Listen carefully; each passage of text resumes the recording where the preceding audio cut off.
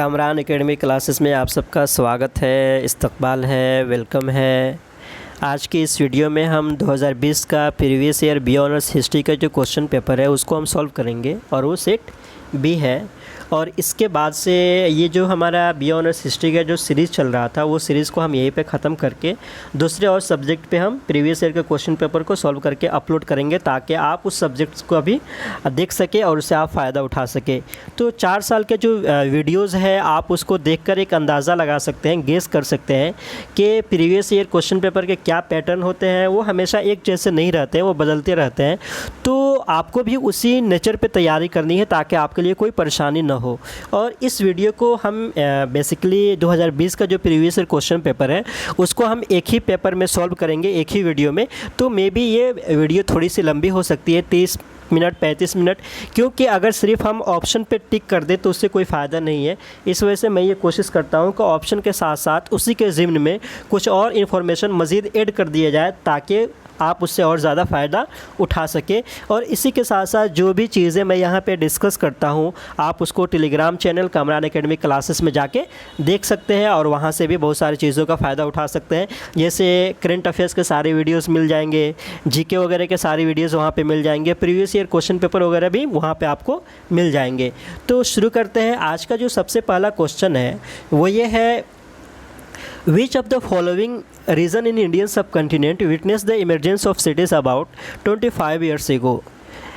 Indian सब continent का वो कौन सा रीजन है जहाँ पे 25 साल पहले सिटीज़ का इमर्ज होता है, वहाँ पे हम नए सिटी को देखते हैं। तो इसका एग्जैक्ट आंसर क्या है? तो इसका जो करेक्ट आंसर है वह है option C, Indus and its tributaries. ख़ासतौर से जो सिंधु रिवर है और उसके आसपास जो इलाके हैं वहाँ पे शहरों का वजूद होने लगता है। और सबसे पहले जिस शहर के बारे में हम वहाँ पे चीज़ें हमें मिलती है वो है हड़प्पा। और इसी वजह से हड़प्पा की ही सबसे पहले दयाराम साहनी ने 1920-21 में डिस्कवर किया था। इस वजह से उसको हम हड़प्पन सिविलाइजेशन के नाम से जानते हैं। और फिर उसी के साथ साथ 1750 तक आते आते हड़प्पन सिविलाइजेशन पूरी तरीके से डिक्लाइन कर जाता है। डिक्लाइन के बहुत सारे रीज़न दिए जाते हैं और बहुत सारे लोगों ने अलग अलग तरीके से, कुछ लोगों का यह मानना है कि आर्यन अटैक की वजह से हुआ, कुछ लोगों का मानना है कि इकोलॉजिकल इम्बैलेंस वगैरह की वजह से हुआ। तो अलग अलग लोगों का अपना अलग अलग मतभेद है। जैसे आरएल रेक्स है, फेयर सर्विसेज वगैरह है, डीपी अग्रवाल वगैरह है, सबका अपना अलग अलग पॉइंट ऑफ व्यू है और सब वो अपना एविडेंस देते हैं कि वो क्या क्या चीज़ें थी जिसकी वजह से हड़प्पन सिविलाइजेशन का डिक्लाइन हो गया। तो इसका जो करेक्ट आंसर है वो है option C. Question number 2, which of the following was under a form of government known as gana और संघ? ये वो कौन सा फॉर्म ऑफ गवर्नमेंट है जिसको हम गना या संघ के नाम से जानते थे? तो इसका जो करेक्ट आंसर है वह है ऑप्शन डी, वजी में जो बेसिकली जो हुकूमत को इस्टेब्लिश की गई थी उसको गना या जन के नाम से जाना जाता है। तो इसका जो करेक्ट आंसर है वह है option D. Question number 3, Ashoka appointed a new category of officials known as. जब अशोका कलिंगा के वार में जो 261 BC में होती है, जब उन्होंने बौद्ध धर्म को एक्सेप्ट कर लिया तो बौद्ध धर्म को फैलाने के लिए उन्होंने अलग से कुछ ऑफिशियल्स को नियुक्त किया। तो उन ऑफिशियल को किस नाम से जाना जाता है? तो इसका जो करेक्ट आंसर है वह है option A, Dhamma Mahamatta. Question number 4, who among the following wrote Buddha Charitra? इसमें से वो कौन राइटर है जिसने बुद्धा चरित्र को लिखा है? तो इसका जो करेक्ट आंसर है वह है ऑप्शन ए, अश्वघोष ने बुद्धा चरित्र को लिखा है। और इसी के साथ साथ बाना भट्ट ने हर्ष चरित्र को लिखा है और बाना भट्ट ने एक और किताब लिखी है जिसको हम कदम्बरी के नाम से जानते हैं। Question number 5, which of the following place is known for archaeological evidence suggesting trade links with Rome? इसमें से वो कौन सा आर्कियोलॉजिकल एविडेंस के ज़रिए से हमें यह पता चलता है कि हिंदुस्तान के उस जगह का रिलेशन कहीं ना कहीं रोम के साथ था ट्रेड के फील्ड में? तो इसका जो करेक्ट आंसर है वह है option B, Arikamedu. Arikamedu में जो भी हमें रिमेंस मटेरियल्स मिले हैं और जो हमें इस बात की तरफ इशारा करते हैं कि अरिका मेदू का कहीं ना कहीं ट्रेड लिंक था रोम के साथ। Question number 6, Who among the following Chalukya rulers check the advance of Harshavardhana of Kannauj? इसमें से वो कौन सा चालुक्य रूलर है जिसने हर्षवर्धन के साथ, जो कन्नौज के बहुत बड़े रूलर थे, से लड़ाई लड़ी, तो इसका जो करेक्ट आंसर है वह है ऑप्शन डी, पुलकेशिन सेकेंड। और पुलकेशिन सेकेंड से हर्षवर्धन उस लड़ाई को हार जाते हैं और फिर 647 में हर्षवर्धन जाके इंतकाल कर जाते हैं और उसी के बाद से कहीं ना कहीं वर्धना डायनेस्टी पूरी तरीके से ख़त्म हो जाती है। Question number 7, which of the following term in Chola inscriptions implied a form of force labour? इसमें से वो कौन सा टर्म है जिसको चोला इंस्क्रिप्शन में इम्प्लाई किया जाता था फोर्स लेबर के लिए? तो इसका जो करेक्ट आंसर है वह है ऑप्शन डी, वित्ती। Question number 8, first battle of Tarain was fought between Sultan Mohammad Ghori and. First battle of Tarain की जो लड़ाई होती है वो मोहम्मद गौरी और किन के साथ लड़ी जाती है? तो इसका जो करेक्ट आंसर है वह है ऑप्शन डी, पृथ्वीराज थर्ड। और उसी के साथ साथ ये जो लड़ाई होती है 1191 में होती है। और फिर जो सेकेंड लड़ाई होती है बैटल ऑफ ट्रायन का वो 1192 में होती है, जिसको मोहम्मद गौरी जीत जाते हैं। और इसी के साथ साथ एक और लड़ाई होती है 1194 में, जिसको हम बैटल ऑफ चंदावर के नाम से जानते हैं। और बैटल ऑफ चंदावर में भी मोहम्मद गौरी जो है वो जीत जाते हैं और राजा जयचंद को हरा देते हैं। Question number 9, which of the following was a land for a maintenance of a school? इसमें से वो कौन सा टर्म है, लैंड है, जिसको स्कूल को मेंटेनेंस करने के लिए यूज़ किया जाता था? तो इसका जो करेक्ट आंसर है वह है ऑप्शन सी, शलभोगा। शलभोगा को जो बेसिकली जो स्कूल्स वगैरह होते थे उनको मेंटेन करने के लिए ज़मीनें दी जाती थी। क्वेश्चन नंबर 10, खराज वो टैक्स ऑन। खराज जो एक टाइप का टैक्स था वो किस पे लिया जाता था? कैटल पे, कल्टीवेशन पे, ट्रेवल पे, हाउसेस पे? तो इसका जो करेक्ट आंसर है वह है option B, cultivation. Question number 11, dynastic succession of Delhi sultans will be. इसमें आपको क्रोनोलॉजिकल ऑर्डर में बताना है कि सबसे पहले हुकूमत कौन सी आती है, उसके बाद कौन, उसके बाद कौन, उसके बाद कौन। तो इसका जो करेक्ट सीक्वेंस होगा वो होगा, अगर हम बात करते हैं कि ममलूक डायनेस्टी, ममलूक डायनेस्टी हमारा जो है वो परफेक्ट ये होगा। तो ये आपको सबसे पहले ध्यान देना है कि यहाँ पे इस तरीके के दो हमारे पास ऑप्शंस है, ठीक है। तो यहाँ पे सी भी है और इसी के साथ साथ डी भी है। तो हमारा जो करेक्ट आंसर हो जाएगा वो होगा ऑप्शन डी। ऑप्शन डी होने का रीज़न ये है कि सबसे पहले ममलूक डायनेस्टी 1206 में इस्टेब्लिश की जाती है।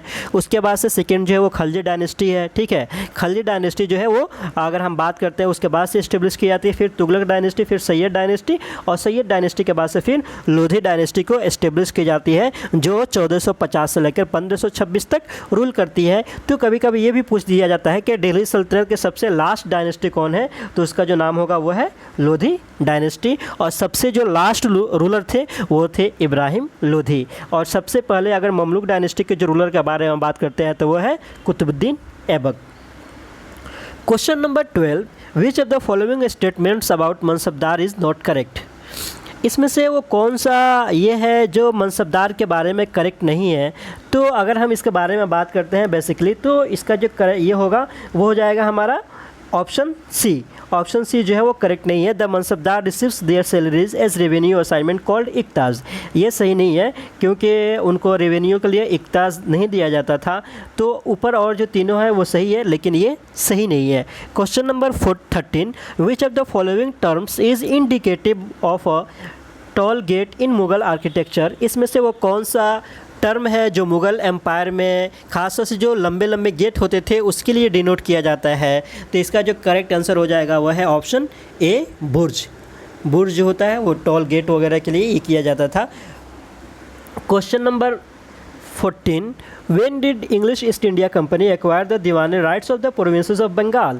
ईस्ट इंडिया कंपनी को दीवानी राइट कब दिया गया? तो इसका जो करेक्ट आंसर है वह है ऑप्शन सी, 1765 में। बैटल ऑफ बक्सर को हारने के बाद से बंगाल में ईस्ट इंडिया कंपनी को दीवानी राइट दे दिया जाता है और बैटल ऑफ बक्सर की जो लड़ाई होती है वो 1764 में लड़ी जाती है। Question number 15, who among the following person devised the revenue system which came to be known as the mahalwari settlement? कि इसमें से वो कौन सा पर्सन है जिसने रेवेन्यू सिस्टम को डिवाइस किया था और उसको हम महलवारी सिस्टम के नाम से जानते हैं? तो इसका जो करेक्ट आंसर है वह है ऑप्शन बी हॉल्ट मैकेंजी ने बेसिकली या आइडियाज़ लेकर आए थे महलवारी सिस्टम के बारे में। और इसी के साथ साथ बेसिकली 3 जो चीज़ें हैं जो हमें बहुत ज़्यादा याद रखना है कि सबसे पहला परमानेंट सेटलमेंट है। परमानेंट सेटलमेंट को जो आइडिया देने वाले थे वो जॉन शोर थे, और इसी के साथ साथ रैयतवारी सिस्टम के पीछे जिनका आइडिया था वो थे Elphinstone.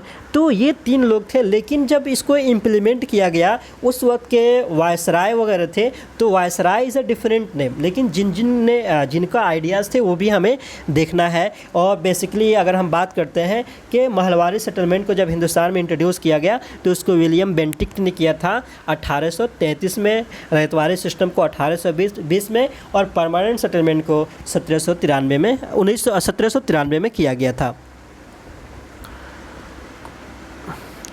Question number 16. Who among the following was the president of Indigo Commission 1860 set up to inquire into the system of indigo production in India? तो इसका जो करेक्ट आंसर है वह है option C, W.S. Seton Karr.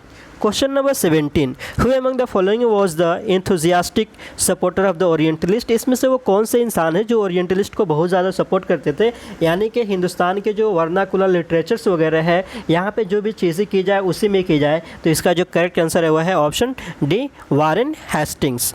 Question number 18. Who among the following was the founder of self respect movement? के इसमें से self respect movement का फाउंडर कौन है? तो इसका जो करेक्ट आंसर है वह है ऑप्शन सी, E.V. रामास्वामी नायकर, या जिनको हम पेरियार के नाम से भी जानते हैं। उन्होंने सेल्फ रिस्पेक्ट मूवमेंट की बुनियाद डाली थी। Question number 19. Lucknow pact between India and National Congress and Muslim League was signed इन?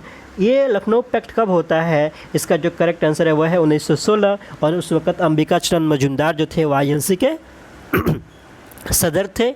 और इसी के साथ साथ मुस्लिम में जो स्प्लिट हो गई थी कांग्रेस में, सूरत स्प्लिट 1907 में, वो लोग भी एक साथ आ जाते हैं। Question number 20. Consider the following numbered events in the context of partition of India?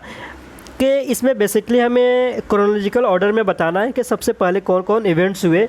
तो अगर हम इसके बारे में बात करते हैं तो इसका जो करेक्ट आंसर है वह है ऑप्शन सी, यानी कि सबसे पहले फेल्योर ऑफ शिमला कॉन्फ्रेंस होता है, उसके बाद से कैबिनेट मिशन, और फिर उसके बाद से जो है Mohammad Ali Jinnah direct action day का कॉल देते हैं। तो इसका जो सीक्वेंस हो जाएगा वो ऑप्शन सी है।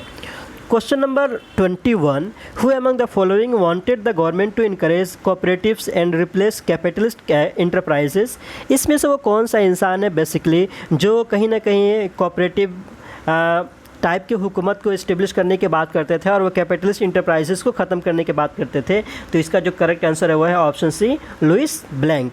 लुइस ब्लैंक इस तरह के आइडियाज़ रखते थे। Question number 22.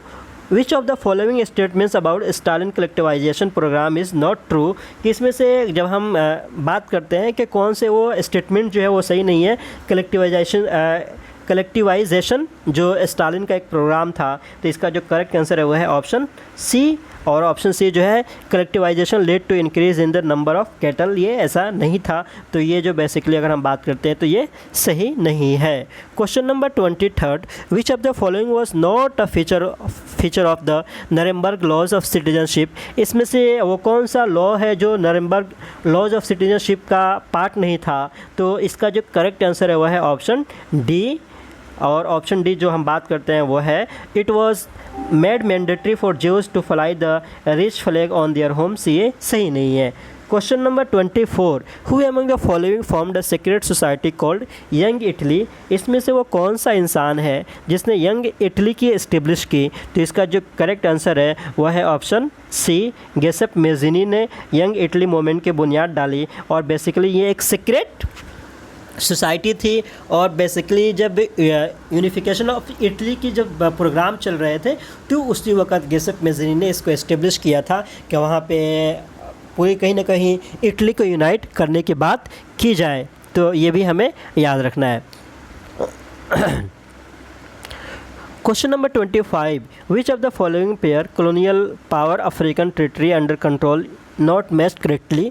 तो इसमें से कौन सा जो है वो कौन सी कंट्री है जिसने किसको कॉलोनाइज़ किया था, इसमें से वो कौन सा पेयर है जो सही नहीं है। तो इसका जो करेक्ट आंसर है वो है ऑप्शन डी, पुर्तगाल लिबिया, यानी कि पुर्तगाल जो है लिबिया को कॉलोनाइज़ नहीं किया हुआ था। Which of the following is known as the Bretton Woods institutions, इसमें से किसको ब्रेटन वुड्स इंस्टीट्यूशन के नाम से भी जानते हैं। तो इसका जो करेक्ट आंसर है वो है option B, international monetary fund. Question number 27, which of the following place is farthest to the tropic of cancer, कि इसमें से वो कौन सा जगह है जो ट्रॉपिक ऑफ कैंसर से सबसे दूर पे वाक़ है। तो इसका जो करेक्ट आंसर है वो है ऑप्शन बी, गांधीनगर। गांधीनगर जो है वो सबसे ज़्यादा दूरी पे वाक़ है और गांधीनगर जो है ये गुजरात में है। Question number 28, intensified mission Indradhanush IMI 2.0 is a, ये इंद्रधनुष IMI 2.0 क्या है। तो इसका जो करेक्ट आंसर है वह है option D, vaccination drive for children and pregnant women. Basically ये एक मिशन था जो ख़ास तौर से जो चिल्ड्रेन है उनको वैक्सीन करने के लिए, इसी के साथ जो प्रेग्नेंट वोमेन है उनको वैक्सीनेट करने के लिए इस प्रोग्राम को चलाया गया था। Question number 29, office of the registrar general and census commission India comes under, ये किसके अंडर में आते हैं। खासतौर से जो registrar general and census commissioner जो होते हैं वो किनका अंडर में आते हैं। तो इसका जो करेक्ट आंसर है वह है मिनिस्ट्री ऑफ होम अफेयर्स, और मिनिस्ट्री ऑफ होम अफेयर्स के जो अभी मिनिस्टर है वह है Amit Shah. Question number 30, which of the following is the major constituent of inland sand, inland sand का सबसे जो मेजर कंस्टिट्यूएंट होता है वह क्या होता है। तो इसका जो करेक्ट आंसर है वह है option D, silica. Question number 31, which of the following is a credit rating agency, इसमें से कौन सा क्रेडिट रेटिंग एजेंसी है। तो इसका जो करेक्ट आंसर होगा वह है option D, standards and poor. Question number 32, citizenship amendment act 2019 came into effect on, citizenship जो CA एक्ट जो पास हुआ वो इफेक्ट में किस दिन से आया। तो अगर हम इसके बारे में बात करते हैं तो इसका जो करेक्ट आंसर है वह है 10 जनवरी 2020 को ये लार्जली लेवल पे हिंदुस्तान में इम्प्लीमेंट कर दिया गया। Question number 33, which of the following sector has recently witness a dispute regarding the definition of adjusted gross revenue, क्या अभी ये किस फील्ड में हुआ है। तो इसका जो करेक्ट आंसर है वह है ऑप्शन सी, टेलीकॉम फील्ड में। खासतौर से अभी हम देखेंगे तो कहीं ना कहीं AGR से रिलेटेड बातें हो रही है। Question number 34, which of the following place is non for its cave art, इसमें से वो कौन सा जगह है जो अपने केव आर्ट की वजह से बहुत ज़्यादा फेमस है। तो इसका जो करेक्ट आंसर है वह है ऑप्शन ए, भीमबेटका जो है कहीं ना कहीं अपने केव आर्ट की वजह से बहुत ज़्यादा पॉपुलर है और फेमस है। Question number 35, bulk of the evidences for writing in Harappan civilization comes from, सबसे ज़्यादा जो एविडेंसेस हमें हड़प्पन सिविलाइजेशन से मिलते हैं वो कहाँ से मिलते हैं। तो इसका जो करेक्ट आंसर है वह है ऑप्शन सी, सील्स या जो मोहर है वो वहाँ से सबसे ज़्यादा हमें कहीं ना कहीं एविडेंसेस मिले हैं, क्योंकि अभी तक जो लिपि है हड़प्पन सिविलाइजेशन का उसको अभी तक डिसाइफर नहीं किया जा चुका है। तो बेसिकली जो वहाँ से एविडेंसेस मिलते हैं उसी के बेसिस पे हम कहीं ना कहीं वहाँ की हिस्ट्री को जानने की कोशिश करते हैं। Question number 36, Buddha gave his first sermon at, Buddha ने सबसे पहले अपना पहला सरमन कहाँ पे दिया था। तो इसका जो करेक्ट आंसर है वह है option A, Sarnath. Question number 37, in the Tamil region large land owners were known as, वहाँ पे जो बड़े लैंड ऑनर होते थे उनको किस नाम से जाना जाता था। तो इसका जो करेक्ट आंसर है वह है option D, Vellar. Question number 38, Harisena composed a prashasti in praise of Harisena, ये बार बार क्वेश्चंस रिपीट होते हैं कि हरिसेना ने एक प्राशस्ती लिखी थी, उसमें किसकी तारीफ की थी। तो इसका जो करेक्ट आंसर होगा वह है ऑप्शन सी, समुद्रगुप्ता, क्योंकि वो समुद्रगुप्ता के दरबार के कवि थे। Question number 39, who among the following is recognized as the author of Sanskrit Ramayana, Sanskrit Ramayana को किसने लिखा है।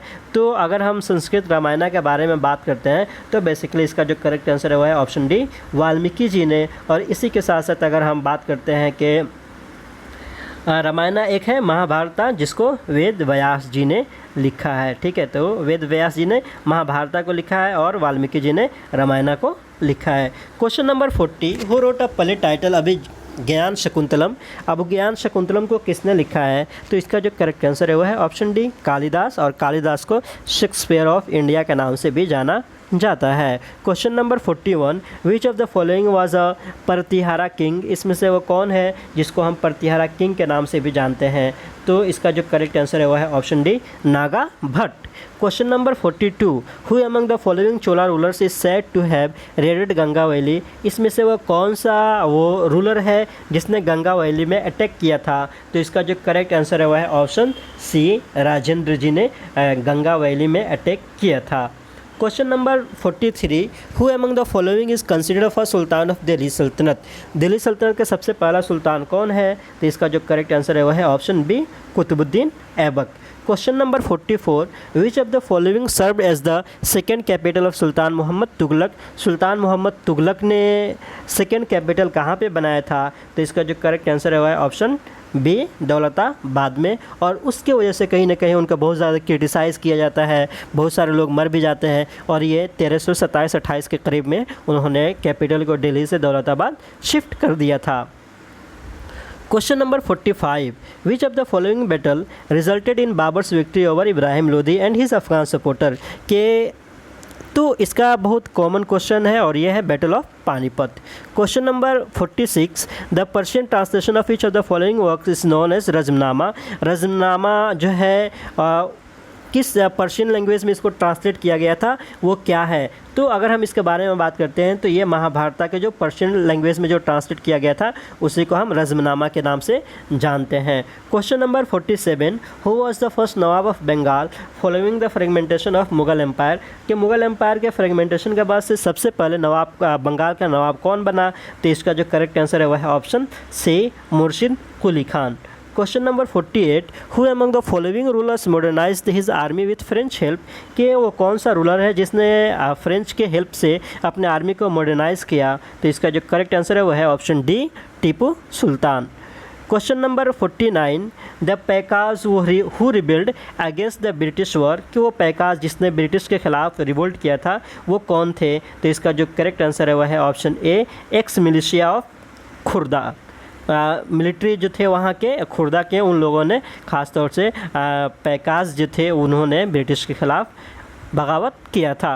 Question number 50, which of the following term was used as a general name for cotton textile. तो इसका जो करेक्ट आंसर होगा वह है ऑप्शन बी, कालिको को कॉटन टेक्सटाइल के नाम से भी नाम दिया जाता था। तो कालिको का जो एसोसिएशन था वो कॉटन टेक्सटाइल से ही था। Question number 51, who among the following was the founder of Brahma समाज। ब्राह्मा समाज के फाउंडर कौन थे? तो इसका जो करेक्ट आंसर हो जाएगा वह है राजा राम मोहन राय ने ब्राह्मो समाज की बुनियाद डाली थी। Question number 52, who among the following was the inspirational figure behind young Bengal movement. कि किसने यंग बंगाल मूवमेंट को इस्टेब्लिश किया था? तो इसका जो करेक्ट आंसर है वह है ऑप्शन ए, हेनरी लुइस विवियो ड्यूरोजियो ने किया था। और ये बंगाल में किया था और बहुत यंग थे और उन्होंने वैसे ही लोगों की एक अपनी ग्रुप भी बनाई थी जो बहुत ही ज़्यादा यंग थे। Question number 53, Mohammad Ali Shaukat Ali were the leaders of. Mohammad Ali and Shaukat Ali जो थे वो लीडर थे, वो किस इवेंट के लीडर थे, किस बेसिकली मूवमेंट के लीडर थे? तो इसका जो करेक्ट आंसर है वह है ऑप्शन, बात करेंगे तो खिलाफत मूवमेंट। खिलाफत मूवमेंट जो 1919-20 में इसकी शुरुआत होती है और उसके मोहम्मद अली शौकत एंड मौलाना मोहम्मद अली जौहर दोनों भाई थे और वहीं दोनों लोग खिलाफत मूवमेंट को मेन लीड कर रहे थे।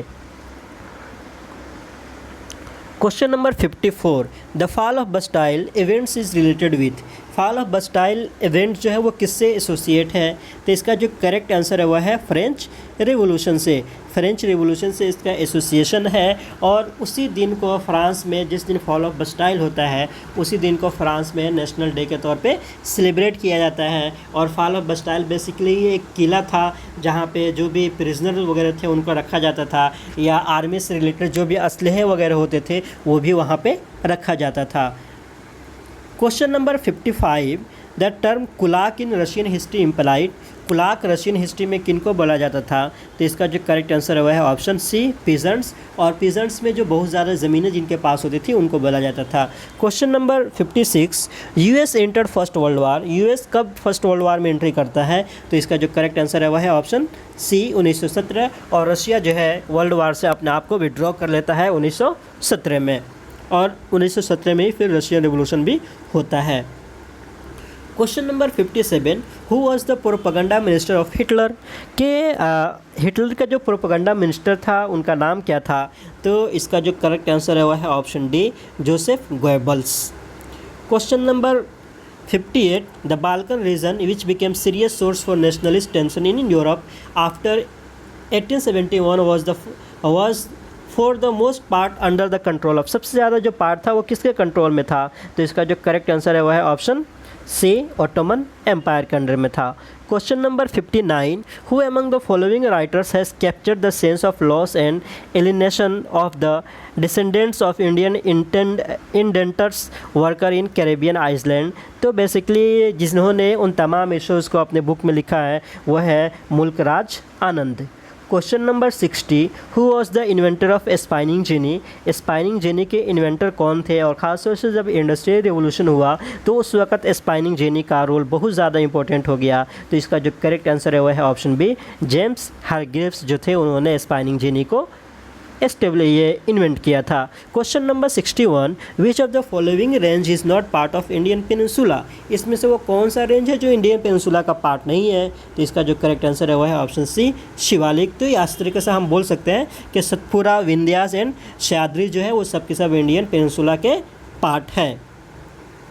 Question number 62, who is the current minister of external affairs of the government of India? तो इसका बहुत कॉमन क्वेश्चन है और यह है option B, S Jaishankar. Question number 63, who is the president of Bharatiya Janata party? ये भी अभी सेम है। तो इसका जो करेक्ट आंसर है वह है JP Nadda, Jayprakash Nadda. Pythagoras theorem is about, Pythagoras theorem जो है वो किससे रिलेटेड है? तो इसका जो करेक्ट आंसर है वह है option D, right angle triangle से। Question number 65, who among the following has recently been nominated to Rajya Sabha? ये 2020 की कहानी है और ये रंजन गोगोई को उस वक्त जो है राज्यसभा का मेंबर बनाया गया था और वो उससे पहले हिंदुस्तान के चीफ जस्टिस ऑफ इंडिया थे और इनका एसोसिएशन जो है वो आसाम से है। Question number 66, how many members are nominated by president to Rajya Sabha? के राज्यसभा में कितने लोगों को नियुक्ति की जाती है गवर्नमेंट ऑफ इंडिया प्रेसिडेंट के ज़रिए से, हिंदुस्तान के सदर के ज़रिए से? तो इसका जो करेक्ट आंसर है वह है ऑप्शन डी, 12। और इसी के साथ साथ सदर जो होते हैं वो लोकसभा में 2 एंग्लो इंडियन को नियुक्त करते हैं। तो ये लोकसभा से एसोसिएट है और ये राज्यसभा से एसोसिएट है। Question number 69, covid disease spread by? कि ये किससे स्प्रेड करता है? तो इसका जो करेक्ट आंसर है वो virus. Question number 68, which of the following city of Harappan civilization was divided into 3 parts? Harappan civilization का वो कौन सा शहर है जिसको 3 हिस्सों में डिवाइड किया गया था? सबसे पहले बादशाह, उसके बाद से उनके जो ऑफिशियल्स होते थे वो रहते थे और थर्ड पार्ट में जो सबसे नीचे वाला पार्ट होता था वहाँ पे खासतौर से जो कॉमन लोग होते थे वो रहते थे। तो इसका जो करेक्ट आंसर है वह है ऑप्शन ए, धोलावीरा। तो धोलावीरा जो है इसका करेक्ट आंसर है। इसी के साथ साथ नेक्स्ट क्वेश्चन के बारे में अगर हम बात करते हैं तो वह है in megalithic burials generally the dead were buried with distinctive pots called? के ख़ास तौर से जब हम अगर मेगालिथिक पीरियड की बात करते हैं तो वहाँ पे जो लोगों को दफनाया जाता था वो डिस्टिंक्टिव पोट के साथ भी उनको दफनाया जाता था। तो वो डिस्टिंक्टिव पोट को किस नाम से जाना जाता था, क्या था वो? तो इसका जो करेक्ट आंसर है वह है option A, black and red ware. Question number 70, who among the following was an ambassador sent to the court of Chandragupta Maurya? के वो कौन सा एम्बेसडर है जिनको चंद्रगुप्त मौर्य के कोर्ट में भेजा गया था? तो इसका जो करेक्ट आंसर है वह है ऑप्शन सी, मेगास्थेन्स, जो सेलेकस निकाटोर ने उनको एम्बेसडर बनाकर चंद्रगुप्त मौर्य के कोर्ट में भेजा था। और फिर मेगास्थेन्स ने एक बहुत फेमस किताब भी लिखी थी जिसको हम इंडिका के नाम से जानते हैं। Question number 71, shrenis were association of, shrenis का एसोसिएशन किस चीज़ से है? तो इसका जो करेक्ट आंसर है वह है option B, crafts person. Question number 72, which of the following term is matched correctly? इसमें से कौन सा टर्म जो है वो सही तरीके से मैच करता है? तो इसका जो करेक्ट आंसर है वह है ऑप्शन डी, स्तूपा माउंट के साथ मैच करता है। क्वेश्चन नंबर 73, टर्म मुएंदार डिनोटेड, मुएंदार को डिनोट किया जाता है किन लोगों के लिए? तो इसका जो करेक्ट आंसर है वह है option B, Chola and Chera and Pandya chief के को मुएंदार बोला जाता है। Question number 74, which of the following wrote a book in Sanskrit about elaborate surgical procedures? इसमें से किसने सर्जिकल प्रोसीजर के बारे में लिखा था संस्कृत में? तो इसका जो करेक्ट आंसर है वह है सश्रुता ने सश्रुता संहिता को लिखा था, जिसमें उन्होंने सर्जिकल से रिलेटेड बहुत सारी चीज़ों को उन्होंने डिस्क्राइब किया था। Question number 75, who among the following was the patron of Al-Biruni. Al-Biruni के पैट्रन कौन थे? तो इसका जो करेक्ट आंसर है वह है ऑप्शन सी, महमूद गजनी। और अल-बिरूनी ने एक फेमस किताब भी लिखी है जिसको हम किताबुल हिंद के नाम से जानते हैं, तो ये भी याद रखिएगा। Question number 76, who among the following authors wrote a history of the Kings who ruled over Kashmir. इसमें से वो कौन सा ऑथर है जिसने उन राजाओं के बारे में लिखा है जो कश्मीर में रूल किए थे? तो इसका जो करेक्ट आंसर है वह है ऑप्शन सी, कल्हन। कल्हन ने बेसिकली अगर हम बात करेंगे तो इन्होंने किताब जो लिखी थी वो है राजतरंगिनी। राजतरंगिनी में उन्होंने कश्मीर में जो लोगों ने रूल किया था उसी के बारे में उन्होंने लिखा है। Question number 77, the person appointed as in in charge of iqta were known as, कि जिनको इक्ता के तौर पर अपॉइंट किया जाता था उनको किस नाम से जाना जाता है? तो इसका जो करेक्ट आंसर है वह है option D, muqtis. Question number 78, which of the following chronicler live during the reign of Razia, कि इसमें से वो कौन सा क्रोनिकलर है जो रज़िया के कोर्ट में रहता था? तो इसका जो करेक्ट आंसर है वह है ऑप्शन सी, मिनहाजुस सिराज। और मिनहाजुस सिराज ने एक बहुत ही फेमस किताब लिखी है जिसको हम तबक़ात नासरी के नाम से जानते हैं। Question number 79, who among the following Mughal officials was in charge of religious and charitable patronage. तो इसका जो करेक्ट आंसर होगा वह है ऑप्शन डी, सदर जो होते थे वो रिलीजियस या चैरिटेबल पैट्रोनेज के लिए उन्हीं को इंचार्ज बनाया जाता था। Question number 80, the rulers of Vijayanagar received guest and accepted tribute from subordinate chiefs at. कहाँ पे करते थे विजयनगर एम्पायर के रूलर्स गेस्ट वगैरह को? तो इसका जो करेक्ट आंसर है वह है ऑप्शन डी, विताला टेम्पल में। Question number 81, who among the following person is in his work A History of British India divided Indian history into 3 periods, Hindu, Muslim and British? तो इसका जो करेक्ट आंसर है वह है ऑप्शन ए, जेम्स मिल ने। और James मिल ने ही कहीं ना कहीं हिंदुस्तान को रिलीजियस लाइन में डिवाइड कर दिया और हिंदुस्तान को 3 हिस्सों में कहा कि जो पहला पीरियड है वो हिंदू पीरियड है, सेकेंड जहाँ पे कहीं ना कहीं दिल्ली सल्तनत, विजयनगर बहमनी किंगडम, दिल्ली सल्तनत, मुग़ल एम्पायर का रूल था, उसको उन्होंने मुस्लिम पीरियड कहा। और फिर जब ब्रिटिशर्स यहाँ पाए तो उसको उन्होंने ब्रिटिश पीरियड कहा। और उनकी जो फेमस किताब है वो है a history of British India. Question number 82, who among the following devise the policy that came to be known as the doctrine of lapse. Doctrine of lapse को किसने इंट्रोड्यूस किया था? तो इसका जो करेक्ट आंसर है वह है लॉर्ड डलहौजी। लॉर्ड डलहौजी ने बेसिकली इसको 1852 में इम्प्लीमेंट किया था, जिसके बाद से बहुत सारे स्टेट्स को इन लोगों ने अपने कंट्रोल में कर लिया।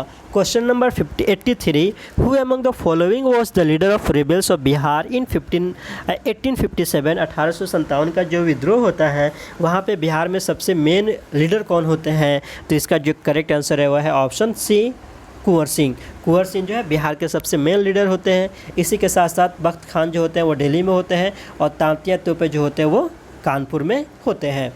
Question number 84, the Tata iron and steel company TISCO बेगन प्रोड्यूसिंग स्टील इन। बेसिकली इसने प्रोडक्शन देना कब शुरू कर दिया? तो इसका जो करेक्ट आंसर है वह है option B, 1912। Question number 85, who among the following women published a book called Stri Purush तुलना। एक औरत है जिन्होंने एक बहुत फेमस किताब लिखी है जिसको हम स्त्री पुरुष तुलना के नाम से जानते हैं, उसको किसने लिखा था? तो इसका जो करेक्ट आंसर है वह है ऑप्शन डी, ताराबाई शिंदे ने। और ताराबाई शिंदे का स्कूल एजुकेशन में बहुत ज़्यादा कंट्रीब्यूशन है और ख़ास तौर से अगर हम बात करते हैं ग्राम मंगल प्रोजेक्ट चलता है महाराष्ट्र वगैरह में, उसमें इनका कंट्रीब्यूशन सबसे ज़्यादा है, तो ये हमें याद रखना है। Question number 86, who among the following offered a sketching criticism of the economic impact on British rule through his book the titled poverty and British rule in India. कि किसने सबसे पहली मरतबा जो यहाँ से वेल्थ को बाहर लेकर जाया जा रहा था उसको उन्होंने अपनी किताब में क्रिटिसाइज़ करना शुरू कर दिया, जिसको हम poverty and British rule in India के नाम से जानते हैं। तो इसका जो करेक्ट आंसर है वह है option B, Dadabhai Naoroji. Question number 87, Gandhi ji broke salt law on Gandhi ji ने साल्ट लॉ को कब ब्रेक किया तो कब तोड़ा? इसका जो करेक्ट आंसर है वह है ऑप्शन डी, 6 अप्रैल 1930 को दांडी कोस्टल रीजन पे पहुंचकर उन्होंने सबसे पहली मरतबा ब्रेक किया लॉ को, और जो चले थे वो सबसे पहले साबरमती आश्रम से वो 12 मार्च 1930 को चले थे, तो ये याद रखिएगा। Question number 88, who among the following person followed a policy of severe control and punishment known as the reign of terror? तो इसका जो एग्जैक्ट आंसर होगा वो हैगा मैक्सिमिलियन रॉबिस्पियर, और ये फ्रांस से एसोसिएट है। Question number 89, who among the following serve as the prime minister of the provisional government on the eve of October revolution of 1917? इसका जो करेक्ट आंसर है वह है ऑप्शन ए, अलेक्जेंडर केरेंस्की। और फिर उसके बाद से अगर हम बात करते हैं कि रिवोल्यूशन जो होता है उसके बाद से केरेंस्की का जो प्रोविजनल गवर्नमेंट को डिस्टेबलाइज किया जाता है, और इसके बाद से सबसे पहले मतलब वहाँ पे कम्युनिस्ट हुकूमत को इस्टेब्लिश की जाती है, और व्लादिमीर लेनिन जो होते हैं सबसे पहले मरतबा रशिया के जो है वो लीडर बनकर हमारे सामने आते हैं। Question number 90, which of the following plan was introduced by US to ease financial burden of Germany following the hyper inflation of 1923? तो इसका जो करेक्ट आंसर है वह है option A, Dawes plan. Question number 91, who among the following was proclaimed the emperor of the new German Empire in 1871? तो इसका जो correct answer है वह है option D, William first. William first जब जर्मनी को यूनिफाइड कर दिया गया तो सबसे पहले जो वहाँ के एम्परर बने वो थे विलियम फर्स्ट, तो इसका जो करेक्ट आंसर है वह है option D. Question number 92, which of the following statement about corn laws of England is true? तो इसका जो करेक्ट आंसर है वह है, अगर हम बात करते हैं तो option B, this laws facilitated to import of corn from abroad. तो इसका जो करेक्ट आंसर हो जाएगा वह है ऑप्शन बी। तो कॉर्न लॉज जो है वो बहुत ज़्यादा इंपॉर्टेंट है, और ख़ास तौर से जब हम इंडस्ट्रियलाइजेशन के बारे में बात करते हैं तो ये लॉज बहुत ज़्यादा इंपॉर्टेंट हो जाता है। Question number 93, who among the following adapted the assembly line method for the faster and cheaper way of producing vehicles? तो इसका जो करेक्ट आंसर हो जाएगा वह है option B, Henry Ford. Question number 94, who among the following wrote 95 thesis criticising many of the practices and rituals of the Roman Catholic church? तो इसका जो करेक्ट आंसर है वह है option D, Martin Luther king ने 95 thesis लिखे थे, जिसमें चर्च में जो भी बुराइयां वगैरह थी उन तमाम चीज़ों को उन्होंने 95 थीसिस के ज़रिए से उजागर करने की कोशिश किया था। Question number 95, which of the following is the longest day in the solar system? तो इसका जो करेक्ट आंसर हो जाएगा वह है option B. Question number 96, who is the current president of Afghanistan? तो इसका जो करेक्ट आंसर है वह है option B, Ashraf Ghani. The first synchronous census in India was held in? इसका जो करेक्ट आंसर है वह है 1881। 71 में भी हुआ था लेकिन वो सिस्टमेटिक वे में नहीं था। Question number 98, who among the following is the member of democratic party of USA? तो डेमोक्रेटिक पार्टी ऑफ यूएसए के जो बेसिकली मेंबर है वह है बर्नी सैंडर्स, ठीक है। और अभी के हालात में जब बात करते हैं तो जो बाइडेन जो है उनका एसोसिएशन डेमोक्रेटिक पार्टी से है, और डोनाल्ड ट्रंप का जो एसोसिएशन था वो रिपब्लिकन पार्टी से था। Question number 99, which of the following country recently celebrated the birth centenary of its founder father? तो इसका जो करेक्ट आंसर है वह है ऑप्शन ए, बांग्लादेश, और उसके जो फाउंडर है वो मुजीबुर रहमान साहब है, और उन्हीं के नाम पे अभी रिसेंटली एक इंटरनेशनल प्राइज़ भी अनाउंस किया गया है। Question number 100, who is the lead actor in the fourth coming movies of James bond? ये 2020 के क्वेश्चन है, तो मे बी रिपीट अलग तरह के क्वेश्चन पे मूवी पे बन सकते हैं। तो इसका जो करेक्ट आंसर है वह है ऑप्शन ए, डेनियल क्रेग। तो इसका जो करेक्ट आंसर हो जाएगा वो है ऑप्शन ए, डेनियल क्रेग। तो इस तरीके से ये हमारे टोटल 100 क्वेश्चन थे 2020 के।